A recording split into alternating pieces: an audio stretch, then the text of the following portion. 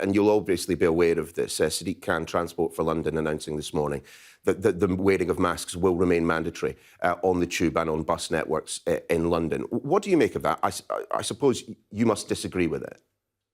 No, I was on either your programme or Sky just at the end of the last week saying that whilst we're going from this being a legal requirement to guidelines, we do expect individual carriers, the transport organisations, to make sure that they are putting in place whatever's appropriate for their network. But why would it be appropriate to wear a mask on a bus in London but not to wear a mask on a train leaving London? So sure. So if you think about it, the airlines, for example, have already said, without any fuss, as far as I saw, that you'll need to carry on wearing masks on those. I said last week it will be a condition of carriage for various different transport organisations, of which TfL, which tend to have crowded commuter trains, may well, I actually said this, they may well want to have it as a condition of carriage. So it's very much in line with what we expected, even wanted to happen. On the other hand, if you're on a long distance train, you're the only person in a carriage, it's late in the evening or something, there's clearly no real point in wearing a mask. We didn't want to say that you're breaking the law by not wearing a mask in a situation where there's absolutely no advantage in wearing that mask. So this is very much what we expected, anticipated and said should and would happen. So if you travel on an empty bus to come into Sky in the morning, I should be able to get on that bus without wearing a mask? So it depends on what that transport organisation says. So if in Transport for London, they're saying I should wear that mask. So should I wear it? Yes, should I not wear it? If the conditions of carriage to get on that bus are you must have a mask on, then of course you must wear a mask. It's pretty straightforward. But there's no point. It's pretty straightforward. It's also fairly inconsistent, though, isn't it, Minister? Well, we are moving away from everything is set in law. I know we've got very used to it the last year and a half, to a situation where we say, you now take either responsibility personally, or in this case, you'll be told by the organisation that you are stepping into or stepping onto in this case. But there may be other occasions where people are asked to wear masks because they're being a confined area. And that's quite right. That's the point of the fourth stage of the unlock, which takes place next Monday. And it will mean that responsibility starts to return to people and to organisations, which is absolutely right, because we are going through that unlock stage very cautiously.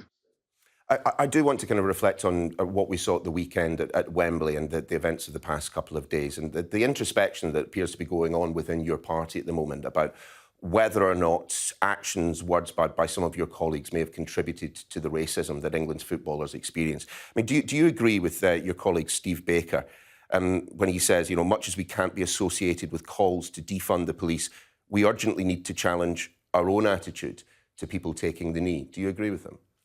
I think it's really simple. I mean, racism is abhorrent. We never want to see it in society. We want to make sure that it is, kicked out, recognised in all of its forms. And, I thought our England players clearly did a brilliant job. And I think, we should always cheer them.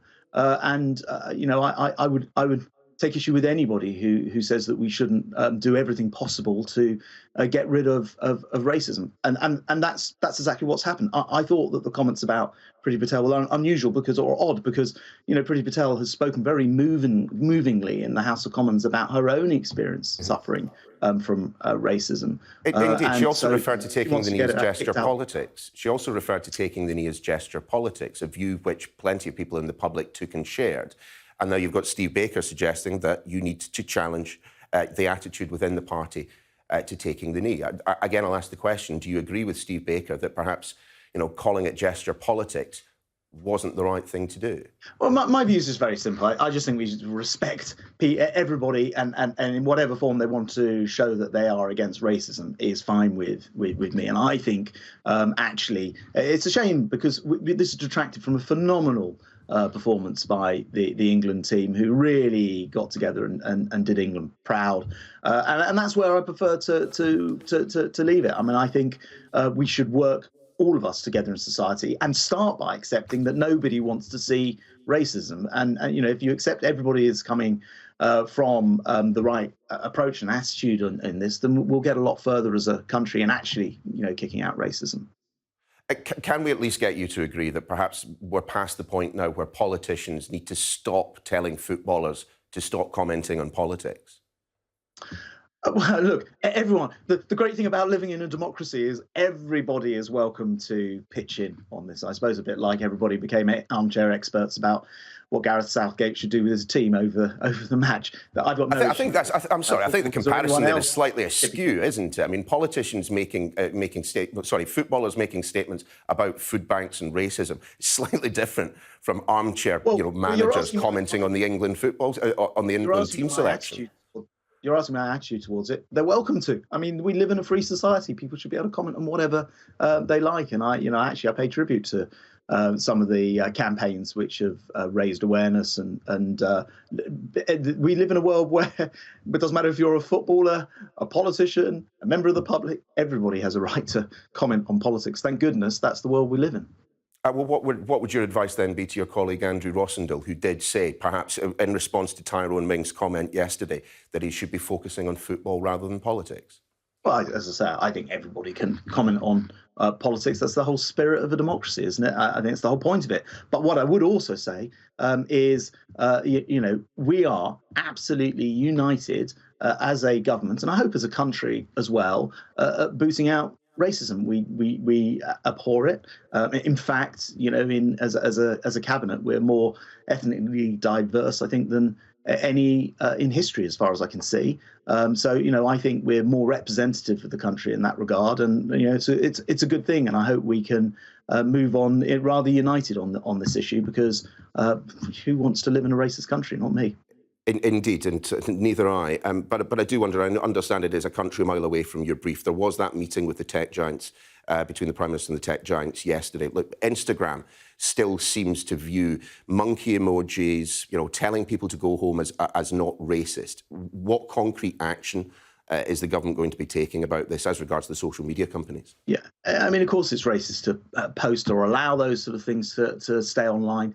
We're introducing the online harms bill, and that's going to have a maximum fine of 10% of an organisation's global turnover. So this is a huge potential fine. I know the Prime Minister had the social media companies in yesterday, and was very clear with them. They are very bright companies. They're brilliant at producing algorithms and tech and doing remarkable things. They need to be monitoring their networks a heck of a lot more clearly to make sure that they're dealing with this racist abuse, which, as I say, the online harms bill will cost them dearly if they don't.